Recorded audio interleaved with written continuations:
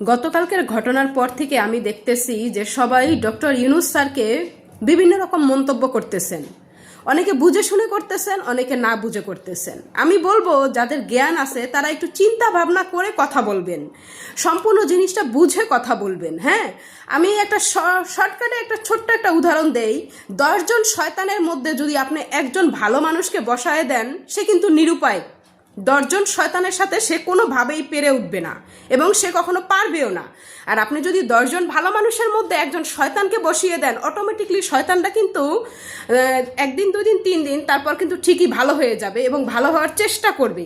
আমরা বাঙালিরা হলাম স্বৈরাচারী, ঠিক আছে? বাংলাদেশের অধিকাংশ মানুষই হলে গিয়া কুবুদ্ধির মানুষ, এদের মাথায় সুবুদ্ধি নাই।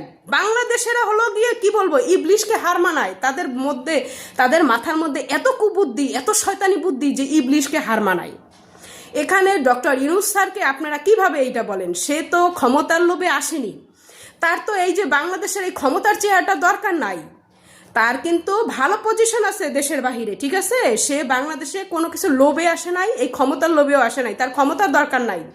আপনারা বুঝে শুনে তাকে দোষারোপ করবেন। আমি বলবো গতকালকে যে ঘটনাটা হয়েছে ছাত্রদের উপরে এবং ওই যে ইনকলাব মঞ্চের ছেলেদের উপরে যে আক্রমণটা করা হয়েছে, তাদের যে মারধর করা হয়েছে, এটা সম্পূর্ণ একটা স্বৈরাচারী দলের কাণ্ড হয়েছে। হ্যাঁ, নির্বাচনকে বানচাল করানোর জন্য।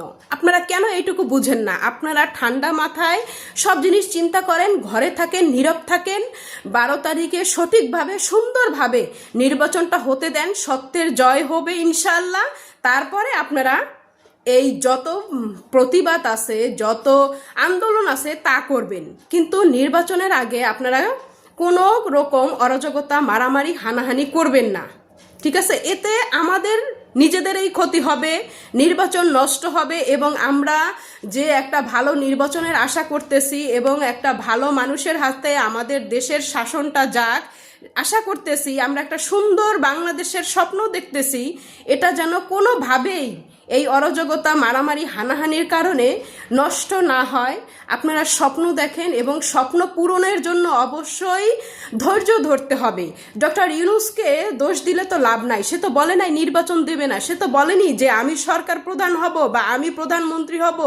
তাই আমি বলবো, আপনাদেরকে অনুরোধ করব, ডক্টর মোহাম্মদ ইউনূসকে আপনারা দোষ দিয়েন না। এর পিছনে বিশাল বড় একটা চক্রান্ত আছে, আপনারা বোঝার চেষ্টা করেন এবং শান্ত থাকেন। 12 তারিখে নির্বাচনটা হোক সুন্দরভাবে, সুষ্ঠুভাবে। নির্বাচনের দিকে সবাই ফোকাস দেন, যেন নির্বাচনটা সুষ্ঠু নির্বাচন হয়।